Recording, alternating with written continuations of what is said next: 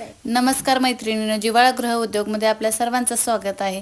आज आपण अशी भाजी बनवणार आहोत, ती मटणासारखी दिसतेही आणि लागतेही। चला साहित्य बघूया आपण।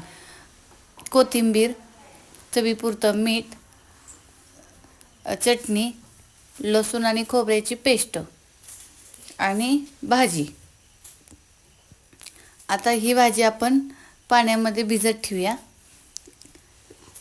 कढई गरम करून त्याच्यामध्ये 2 चमचे तेल टाकून ते गरम करायला ठेवूया। त्याच्यामध्ये आपण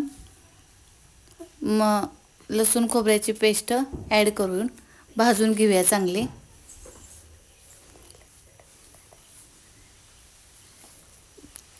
लालसर होईपर्यंत ही पेस्ट भाजून घ्यायची, त्यामुळे एक भाजीला खमंग वास येतो त्याचा। अशी परतवून चांगली लालसर होईपर्यंत भाजायची। त्याच्यामध्ये सुहाना चिकन मसाला 1 चमचा टाकून घ्यायचा आहे। ह्या मसाल्यामुळे कोणत्याही भाजीला चांगली चव येते आणि स्वादही चांगला लागतो। चवीनुसार मिरची पावडर टाकून घ्या। ती चांगली तेलामध्ये परतवून हलवून घ्या। त्याच्यामध्ये ॲड करून परत कोथिंबीर टाकून घ्या आणि हे सगळा मसाला असा परतवून लालसर होईपर्यंत भाजून घ्या।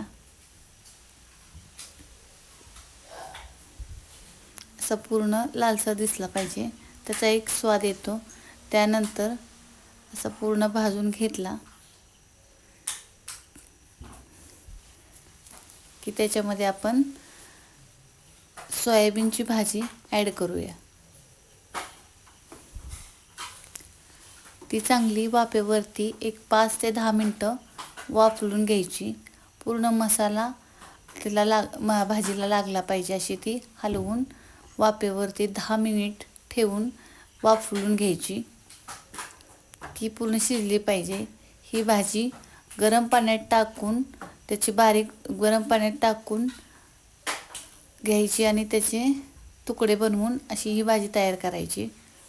पाण्यात टाकली की ती विरघळते आणि अशी त्याचे तुकडे तयार होतात।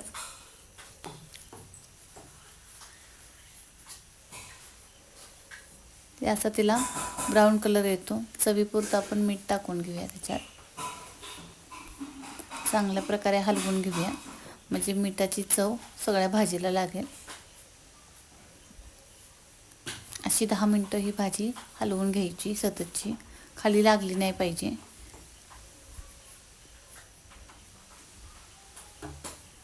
अशी पूर्ण परतून चांगली घ्यायची।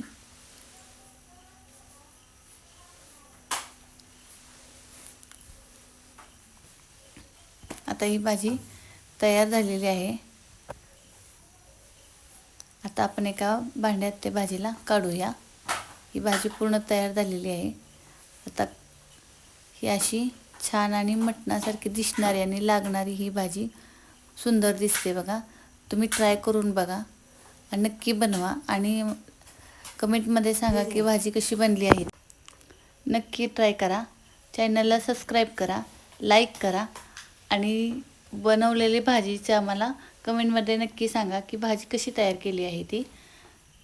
धन्यवाद मैत्रिणींनो।